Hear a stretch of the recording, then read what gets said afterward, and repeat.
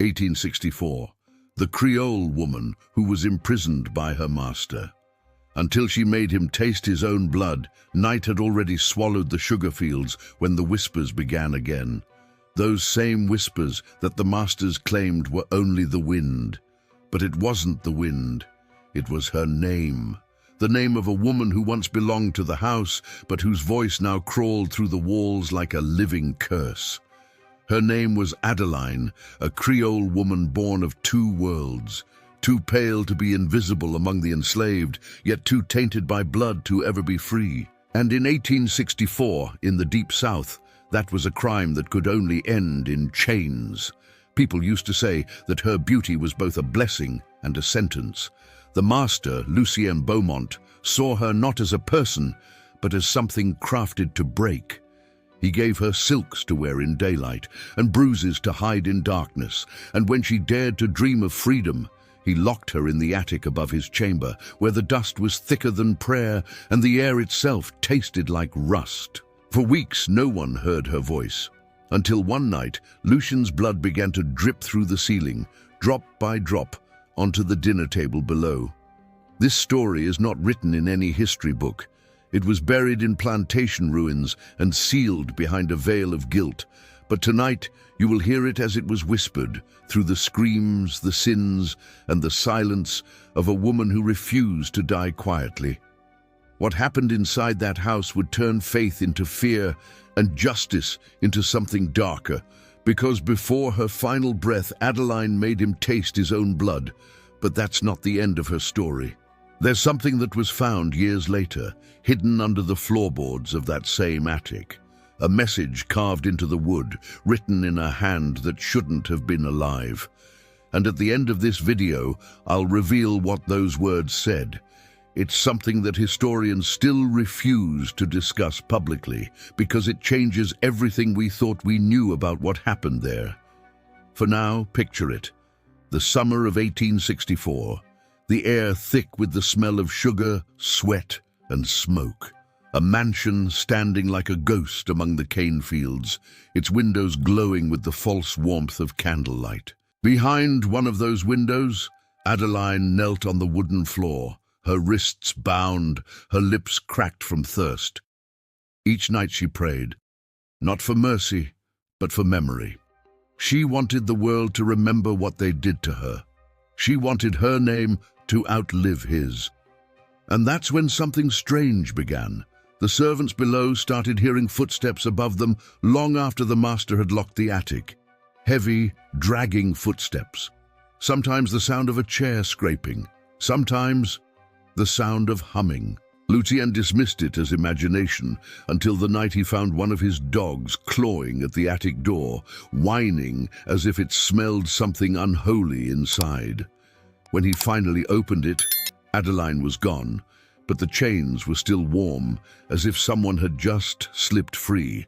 The legend says that what happened next was punishment, not revenge, because when Lucien began to see her face in the mirrors and her hands in his sleep, he started losing his mind, slowly, deliciously. Each time he drank, the taste turned metallic. Each time he touched water, it felt thick like blood.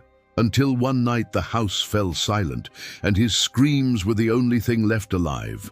You're about to uncover the truth behind that silence, the forgotten history of how a Creole woman's suffering became her weapon. Stay with me until the end, because the final revelation, the one carved into that attic floor, was never meant to be read by the living. But tonight, we will read it together.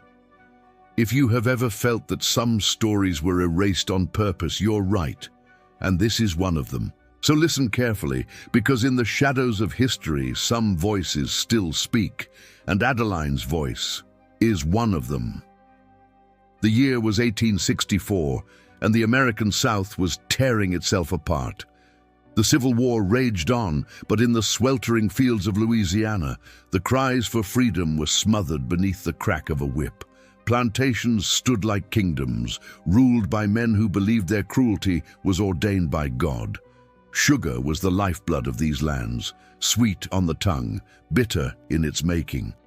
And somewhere among those endless rows of cane stood the Beaumont estate, a house so proud it seemed to mock the heavens above.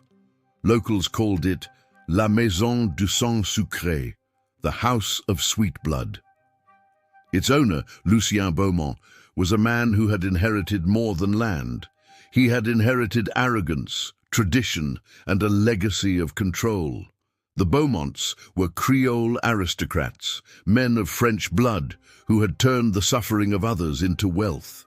They threw lavish gatherings, spoke of poetry and politics, while the fields outside their windows soaked up human pain like rain into soil. But beyond the polite laughter and perfume, whispers followed the family. Stories of strange sounds from the attic, of guests who left pale and shaken, of women who vanished without farewell. Adeline came into that world like a ghost made flesh. Born to a freedwoman and a French trader, her very existence defied the laws of race and power. Her skin was the color of coffee stirred with cream, her eyes deep and defiant. But to the white men who ruled Louisiana, she was something unnatural, neither fully theirs nor fully free. Lucien claimed her as property after her mother's mysterious death. Some said he was obsessed with her resemblance to his late wife. Others whispered he wanted to erase the reminder that beauty could exist outside his control. Inside the house, time stood still. The walls were lined with portraits of pale ancestors staring down in judgment. Each night, candles flickered against their painted eyes as if the dead themselves were watching. In the attic above the master's room, a single window faced the swamp, where fog rolled like ghosts over the water. It was there Adeline was kept, locked away from the world, her only company the sound of crickets and the rustle of the cane fields below. The smell of damp wood and candle smoke hung heavy in the air, mixing with the faint sweetness of molasses carried by the wind. Outside, the war brought chaos. Union soldiers were moving closer each day, freeing those who had been forgotten by history. But the Beaumont plantation seemed untouched by time, as if cursed to remain suspended between life and death. The locals avoided the road leading to it, claiming that those who wandered too close could hear faint cries drifting from its windows. Even the slaves working the fields would not glance toward the mansion after dark. Something about that house didn't age. It decayed. Paint peeled like dying skin. The floors moaned as though the house itself was alive. And at its heart stood Lucien, still hosting dinners, still pretending the world was his. The laughter of guests echoed through halls that reeked of misery. And every so often, a servant carrying trays of food would hear a soft tapping from above, a rhythmic sound that didn't belong to footsteps or wind. Those who noticed it too often were soon sent away. The community's silence was built on fear. Those who served knew the truth, but never spoke it aloud. They knew what the master had done to the woman in the attic. They knew she was still there long after she should have died. But on certain nights, when the moonlight caught the attic window, some swore they saw a shadow move inside, a shape with long hair and pale wrists swaying gently as if humming to a song no one remembered. As months passed, Lucien grew more erratic. He stopped attending church, stopped allowing visitors near the upper floors. The plantation workers began to say the attic was cursed, that whoever entered it would never see dawn again. And when one of Lucien's overseers vanished after boasting he tamed the Creole witch, the whispers turned into fear. What few knew was that Adeline had left her mark on that house long before the horror began. She had written her story in invisible ways, scratches on beams, stains on the floor, the faint scent of rosewater that lingered long after she was gone. Each trace became a warning, a breadcrumb for those who would one day uncover the truth. So when you imagine the Beaumont estate, don't see a mansion of grandeur, see a mausoleum, a house that smiled by day but wept by night. A place where the air itself remembered every scream, because in 1864, behind its gilded doors, a woman's rage was beginning to stir. And when it finally awoke, no prayer, no master, and no God would be able to silence it again. Adeline was not born into chains. She was born into promises that turned to iron. Her mother, Celeste, had once been a seamstress in New Orleans, known for stitching gowns for the wealthy Creole wives who pretended not to see her pain. Celeste was proud, soft-spoken, and too beautiful for her own safety. When Lucien Beaumont noticed her, he bought her silence with silver and threats. Adeline was the child of that bargain, half of one world, half of another, belonging fully to neither. Her mother called her Mon rayon de lune, my moonlight, because she shone even when the night was cruel. Celeste raised her with a dream of freedom.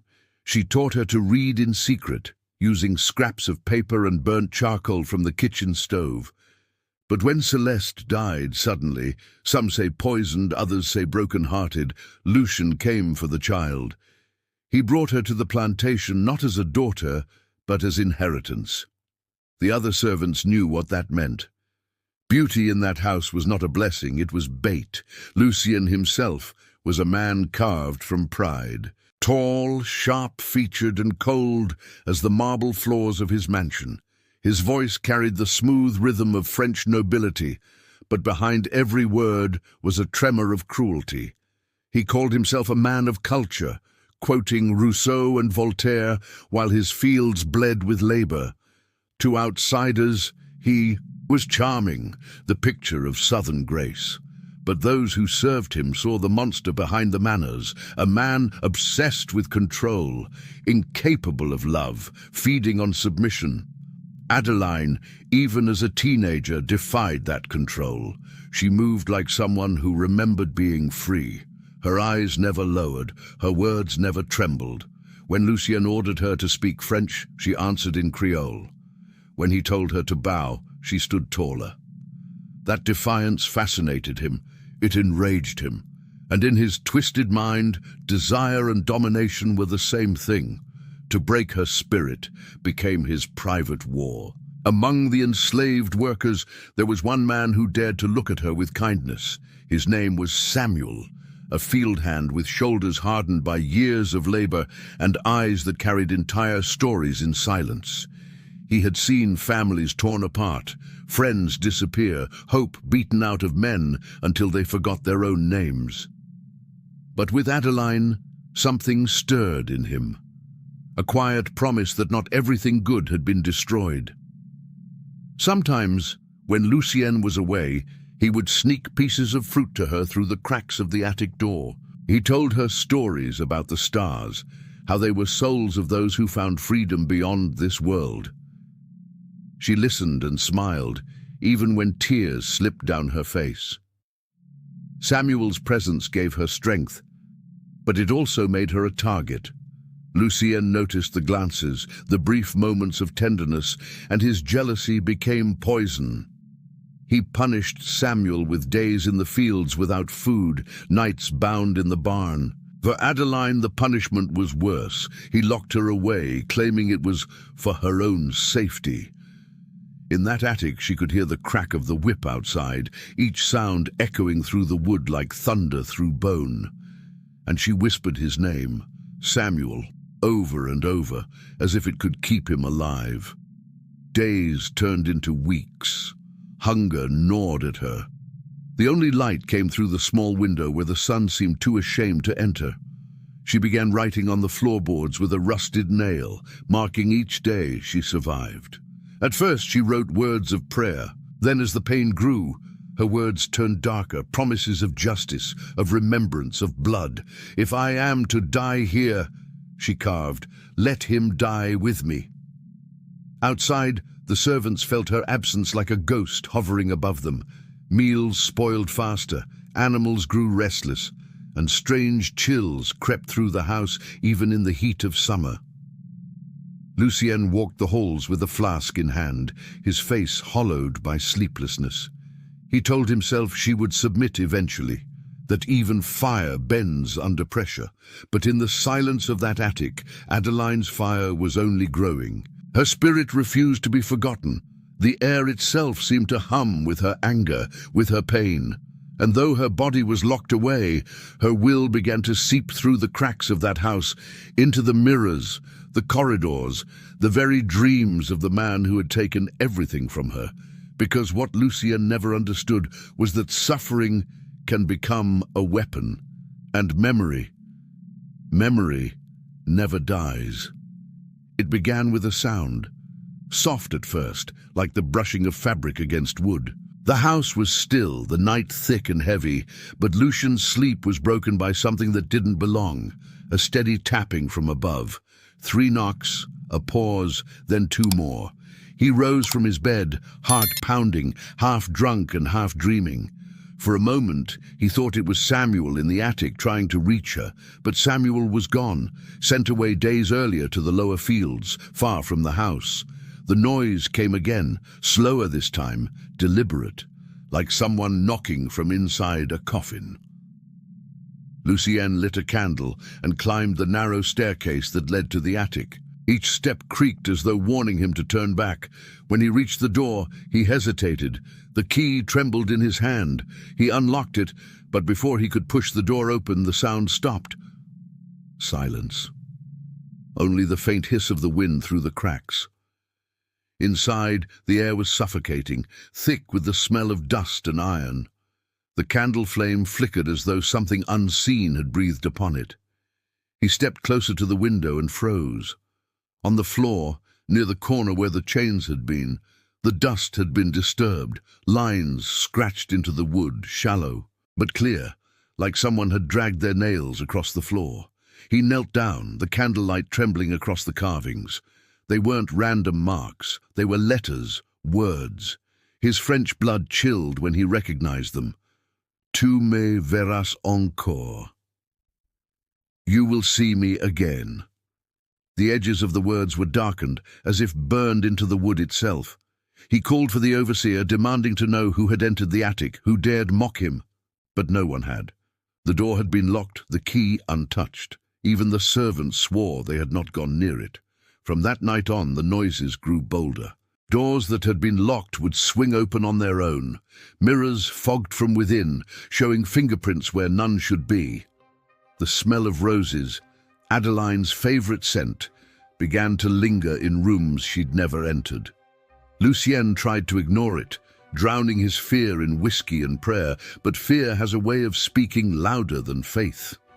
Every creak in the floorboards became her footsteps, every flicker of candlelight, her gaze.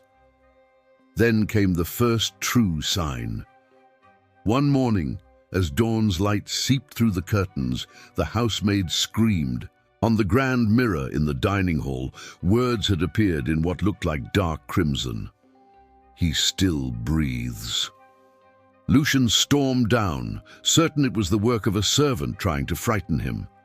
But the words were written from the inside, traced beneath the glass, impossible to reach without breaking it, and the liquid, when wiped, left behind the sharp scent of iron. The staff began whispering again, their eyes darting to the ceiling when they thought no one was watching. Some claimed to see her shadow pass by the windows.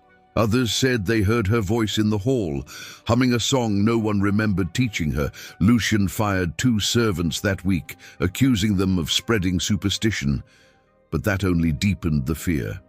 Because after each dismissal, another strange event followed.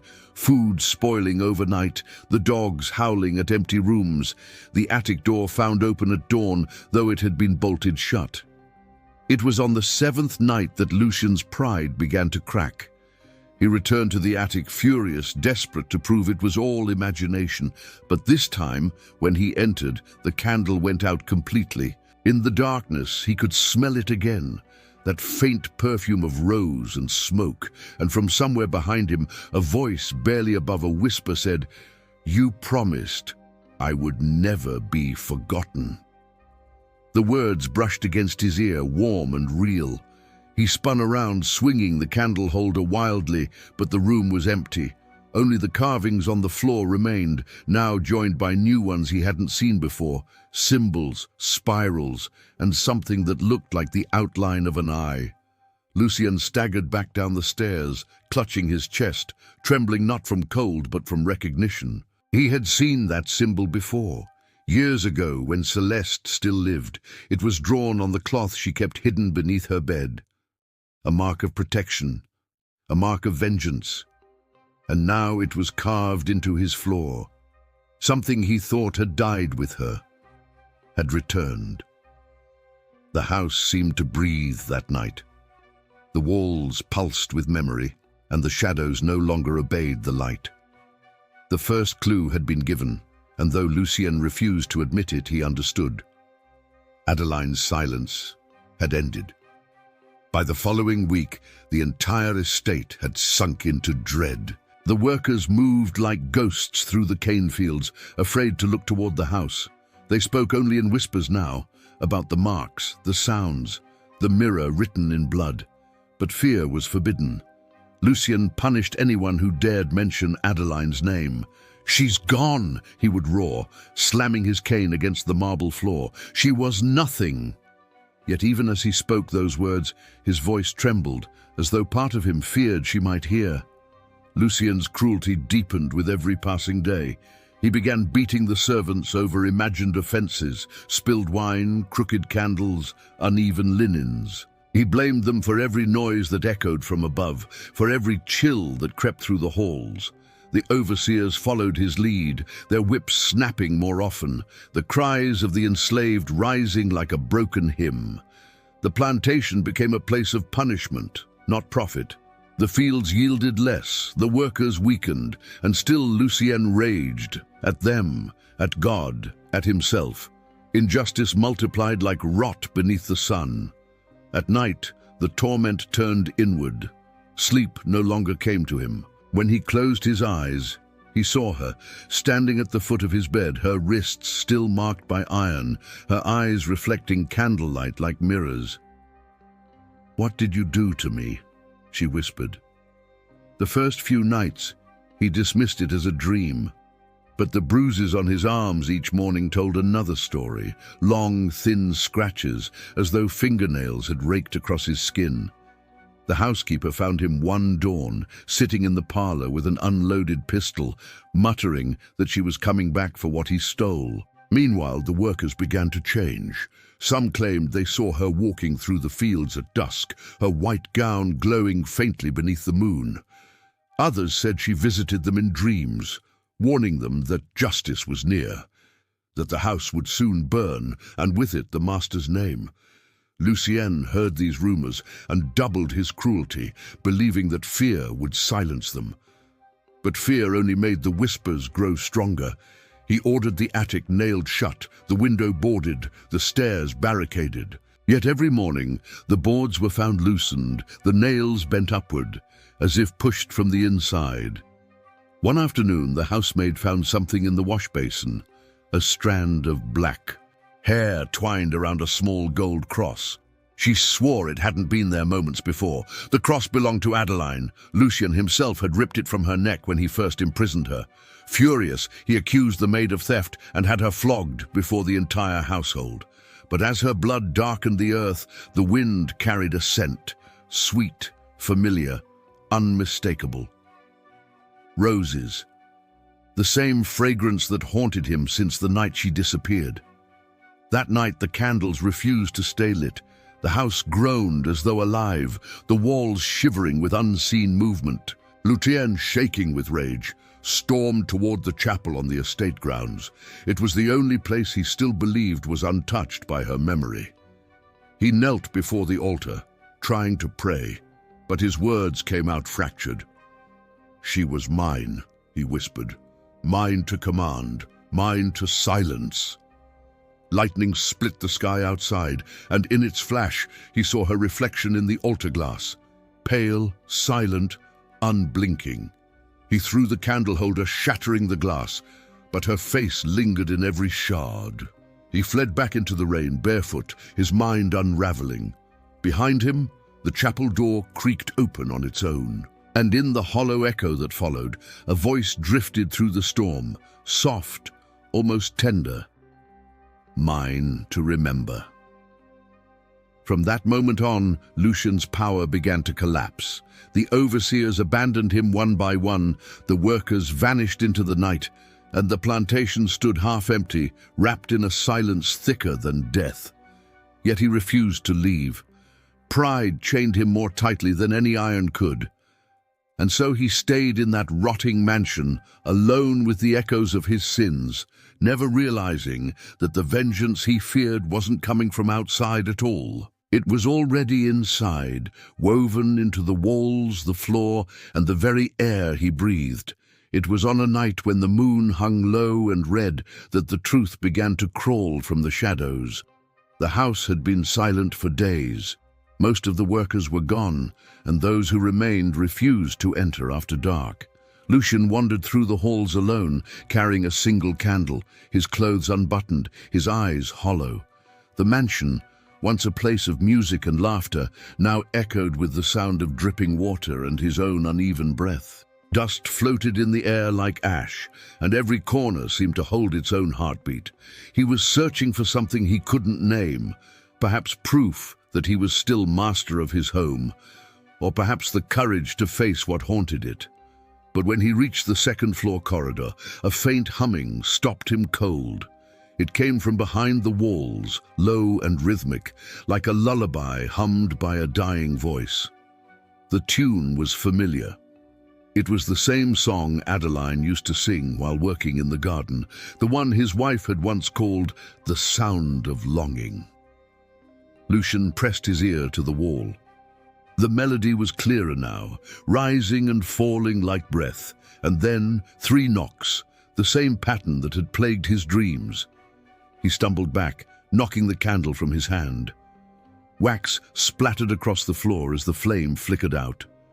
For a moment, the darkness swallowed everything. Then a draught swept through the corridor, carrying with it the scent of roses and iron.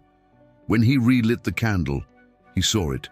Faint writing on the wallpaper, letters drawn in something dark and wet. Below.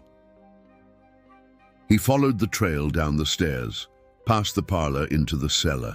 The deeper he went, the colder the air became. The walls wept moisture, and the floorboards groaned beneath his feet.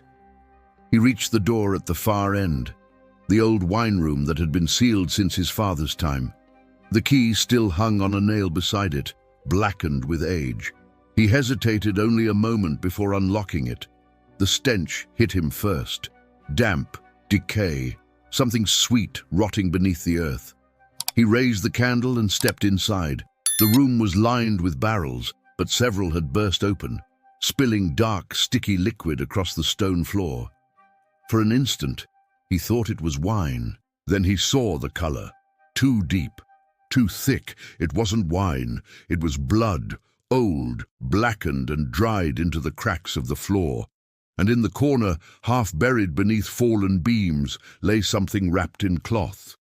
He moved closer, each step echoing like a drumbeat. The candle trembled in his shaking hand as he reached down and pulled the fabric aside.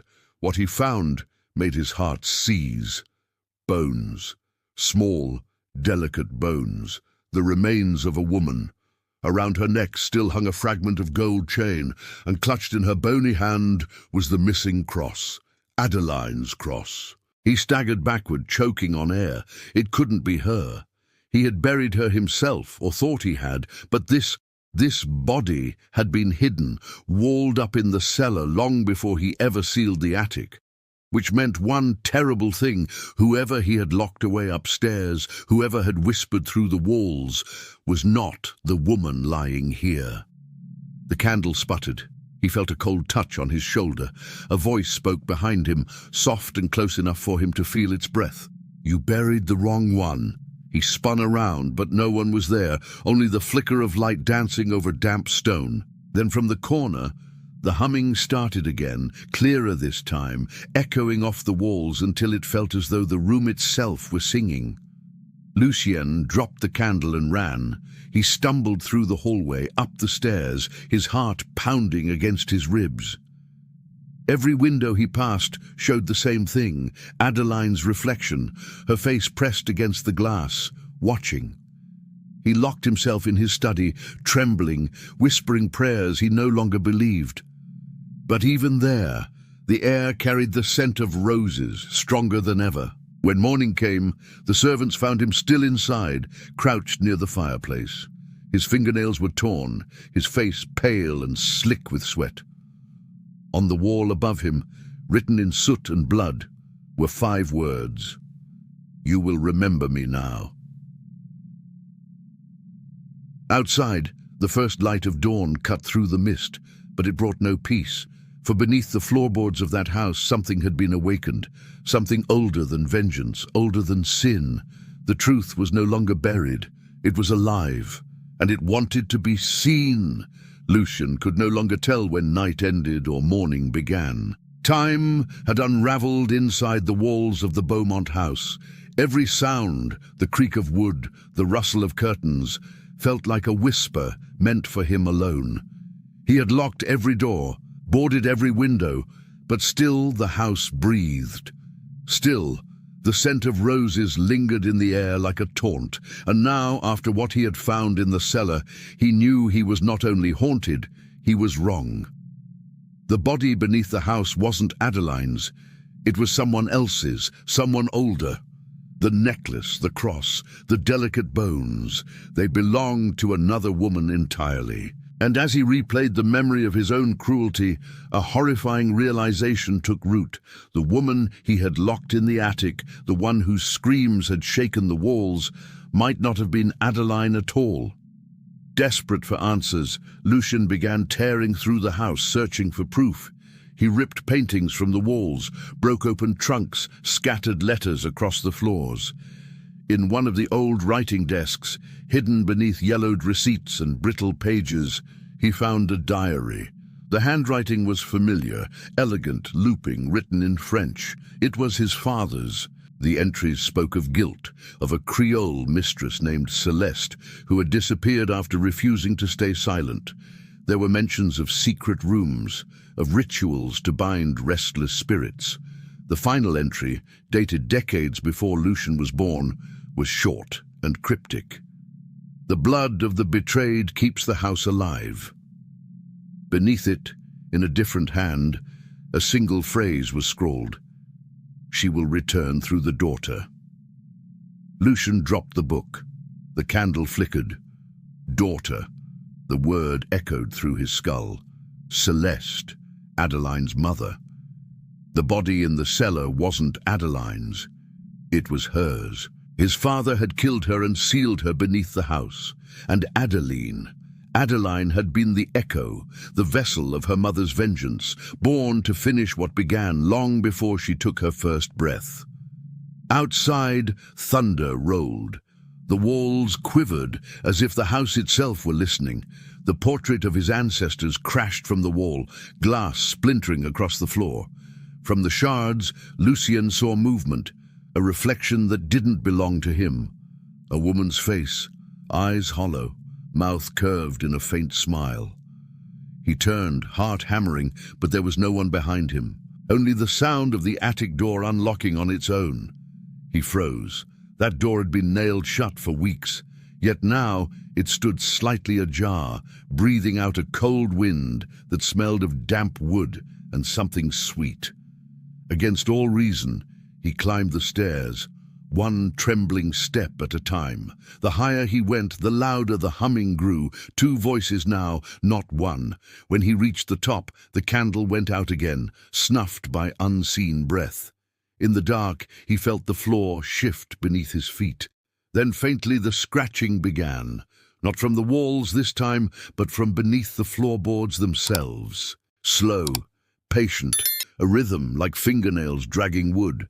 He knelt, pressing his ear to the ground, and heard it clearly, a voice murmuring through the cracks, "Find me." He stumbled back, gasping. The attic, the cellar, the diary, every piece fit together into something monstrous.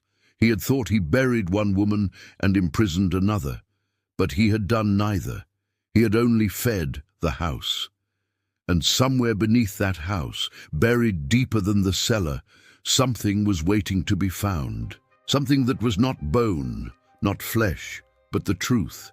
And that, Lucienne finally understood, was the most dangerous thing of all. The storm that night seemed to peel the sky open, as if the heavens themselves demanded to see what the Beaumont house had been hiding.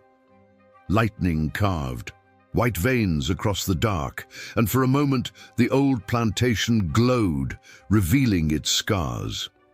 Beneath the thunder, Lucienne worked feverishly in the study, surrounded by torn pages, rusted locks, and the diary that had turned his world upside down. He wasn't looking for redemption anymore. He was looking for truth.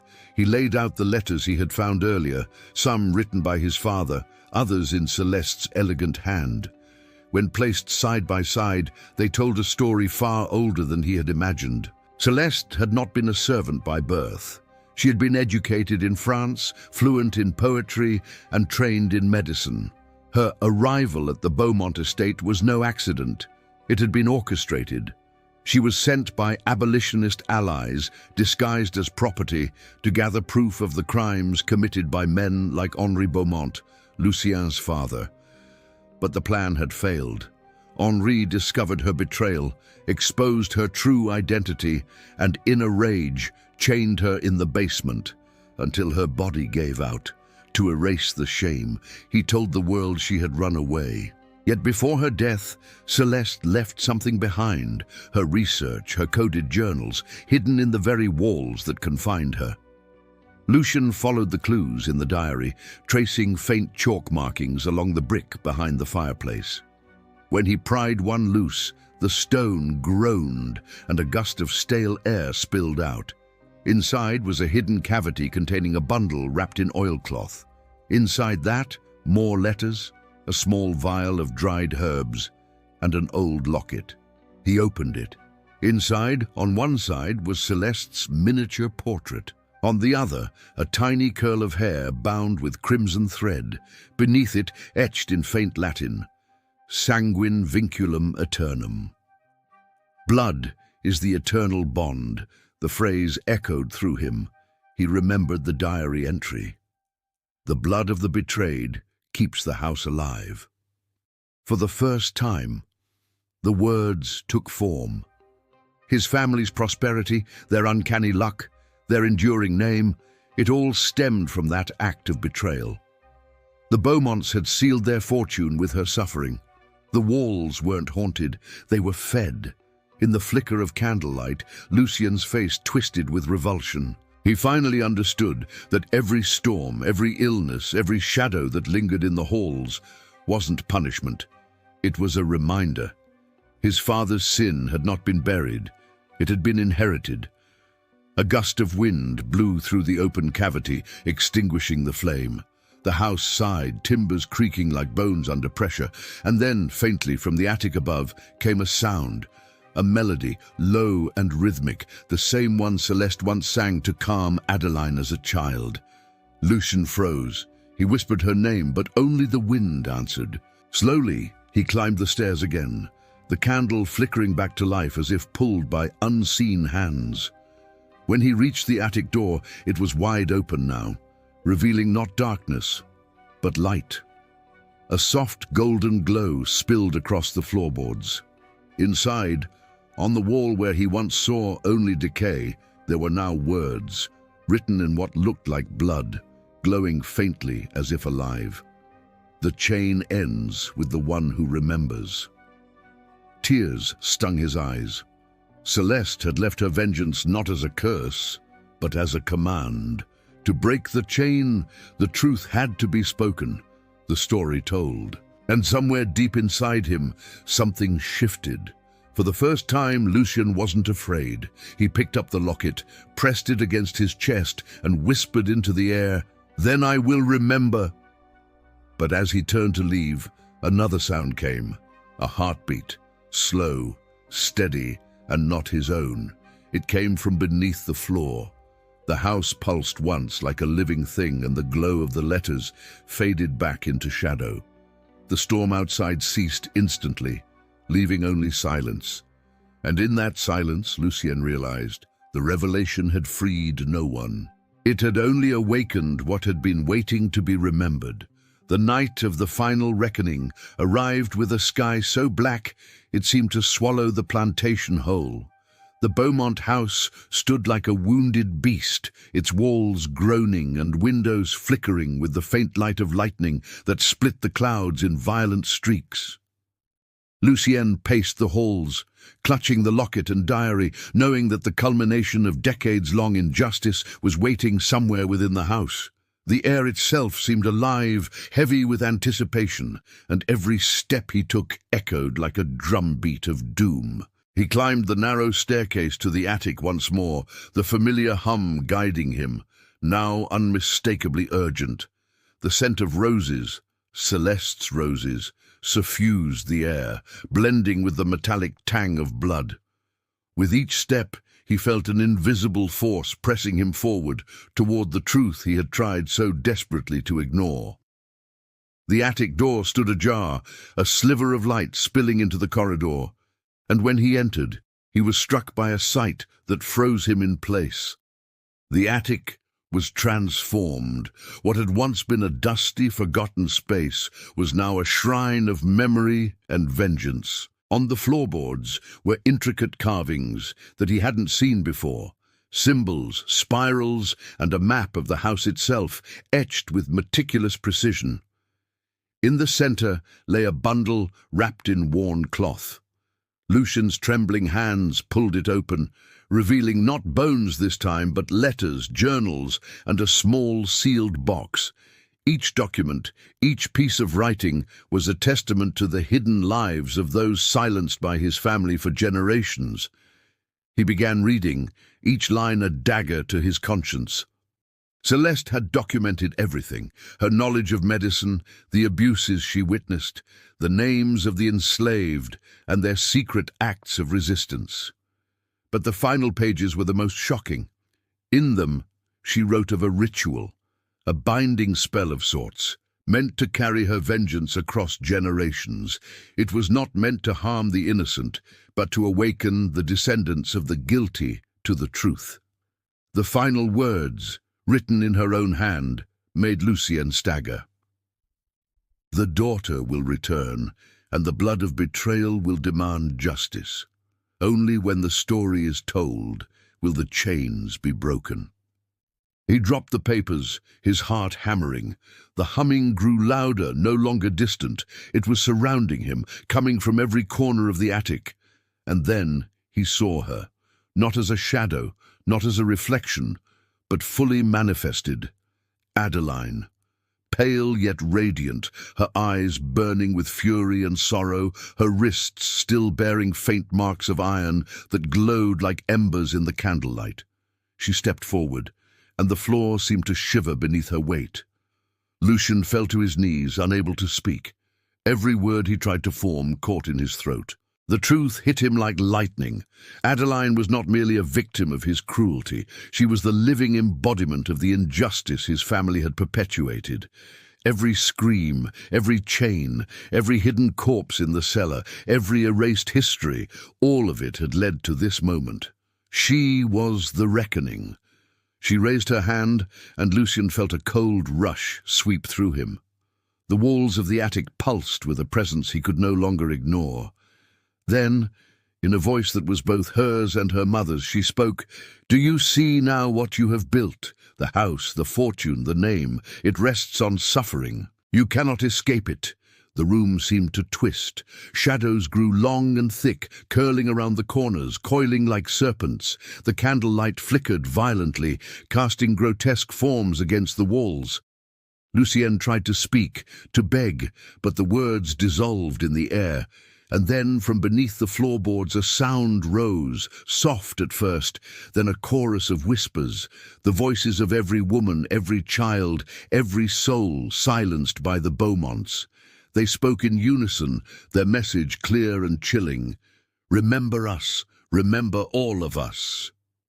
Lucien fell backward, his back hitting the wall, and the locket he still clutched snapped open. Inside he saw a lock of hair. Celeste's hair, bound in crimson thread, now pulsating as if alive. A small scroll tucked beneath it unrolled on its own, revealing the final secret. a confession written by Henry Beaumont himself, detailing the murder of Celeste, the abuse of Adeline, and the concealment of the atrocities in the cellar.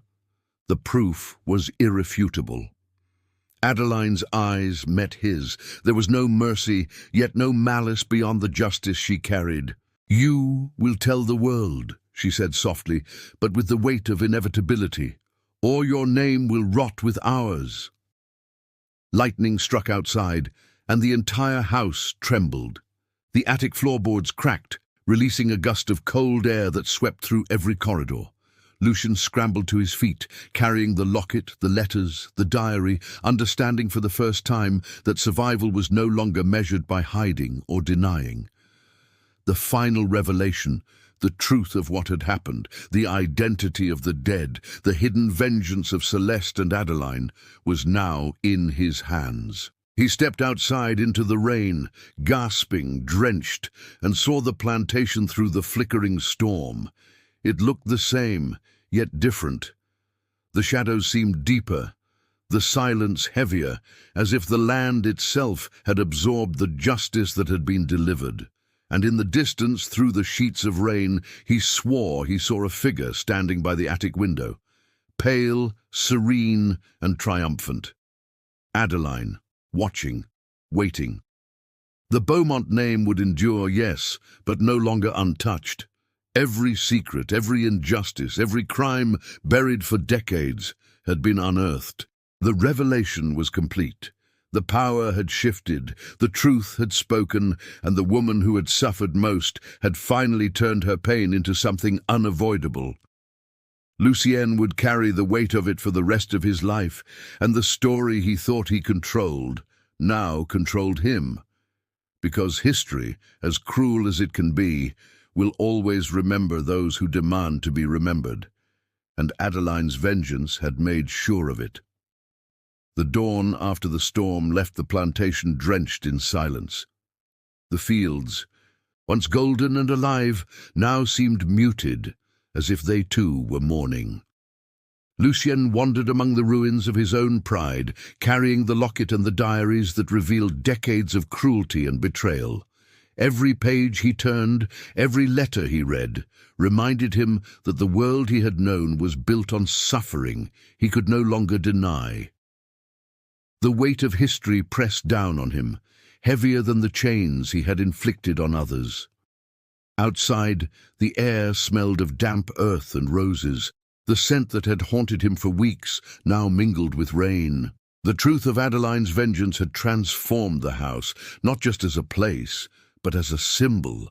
Every wall, every floorboard, every shadow told the story of pain endured and justice delayed. And yet, it was also a testament to resilience. Adeline's courage, her refusal to be forgotten, had left a mark that outlived her suffering, forcing the guilty and the world to remember. For the descendants of those enslaved, stories like hers are not just tales of horror. They are evidence of survival, of the power of memory, and the refusal to vanish into silence. Adeline's story reminds us that injustice may endure, but so does the human spirit that rises to confront it.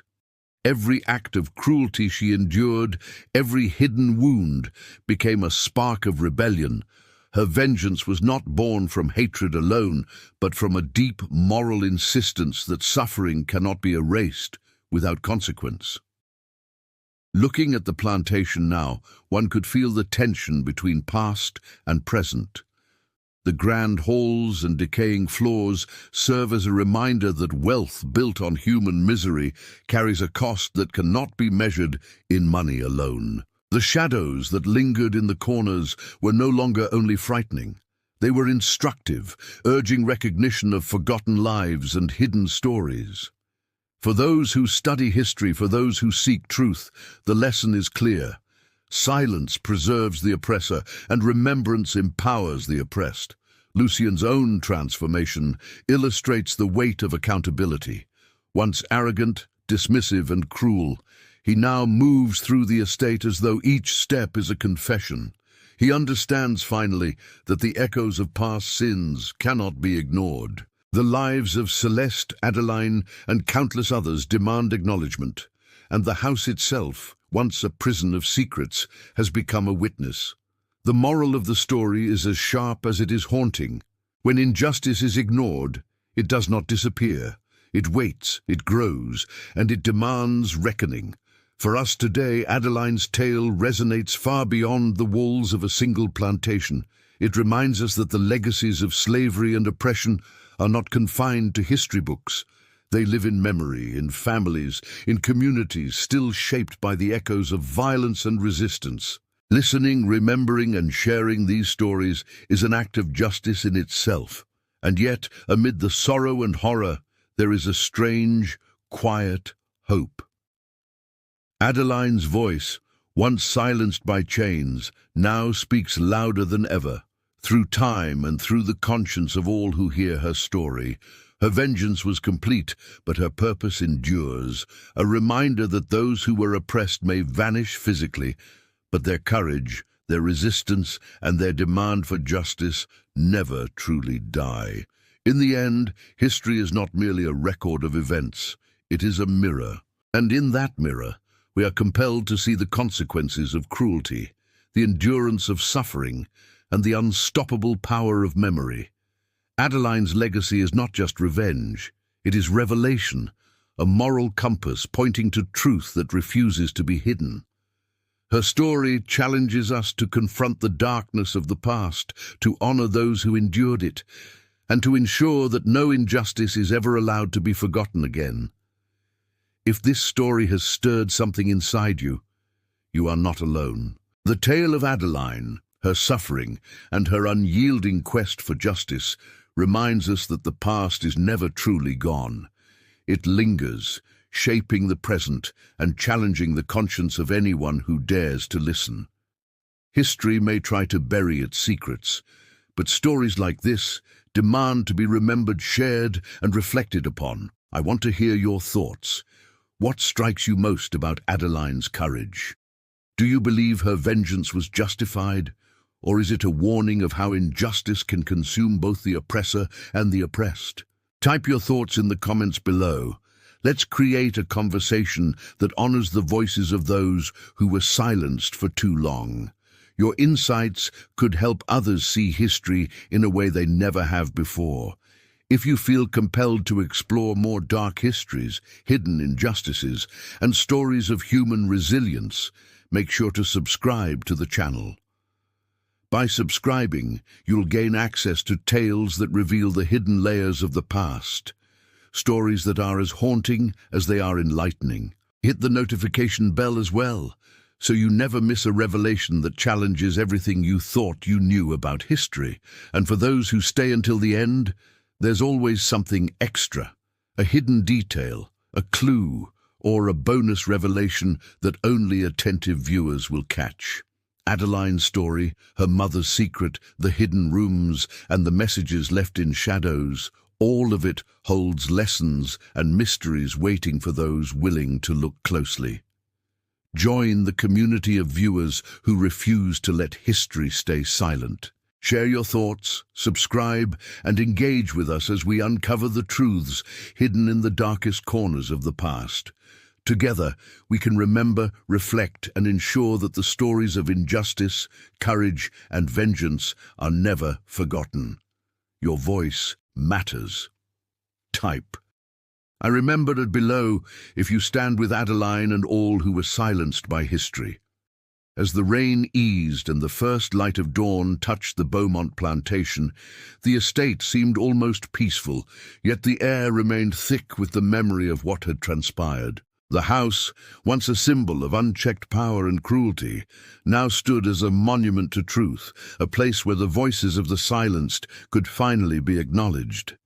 Lucien moved through the halls with a weight upon him that no wealth or lineage could ever lift. Every creak of the floorboards reminded him of the reckoning he had witnessed, and every shadow seemed to echo the courage of Adeline and her mother.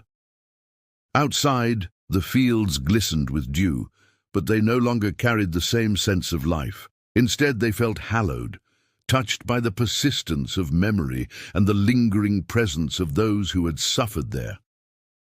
Adeline's vengeance had not been born of mindless rage. It had been meticulous, patient, and inevitable.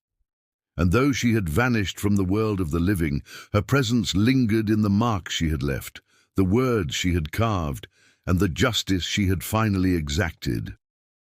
The house was quiet, yet it was far from empty. Every wall, every floorboard, every shadow seemed to hum with the echo of her story, urging remembrance. For Lucien, survival had become a burden heavier than any whip, any chain, or any command he had ever wielded. He realized that legacy is not measured in wealth or titles, but in the truth one leaves behind. The secrets of the past, when hidden and ignored, fester into something unstoppable. Adeline's story is proof that even in darkness, the oppressed can find ways to reclaim power, to be heard, and to ensure that justice, however delayed, will prevail. And yet, even as the Beaumont estate stood in silence, there was a sense that this story was not truly finished. The house still held secrets, rooms untouched, letters unread, shadows unexplored. For those who are willing to look closely, who dare to confront the uncomfortable truths buried in history, there is always more to uncover. Each tale of injustice carries echoes of others, waiting to be told, waiting to awaken the memories that history has tried to hide. If you followed Adeline's journey to its end, you now carry a piece of that history with you.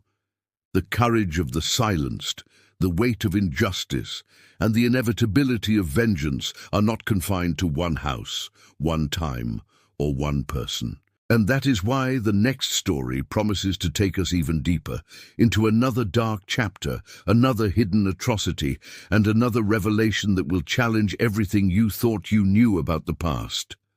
So stay with us, for history is full of whispers and shadows that refuse to be ignored. The next mystery will reveal another forgotten voice, another truth long buried, and another chance to witness the extraordinary ways in which courage and vengeance intertwine. Remember, the past is never truly gone.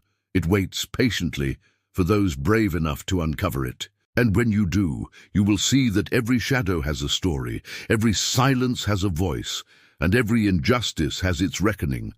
The house may sleep, but the secrets within it are far from silent. And soon, another story will rise from the darkness, ready to remind us all that history never forgets, and neither should we.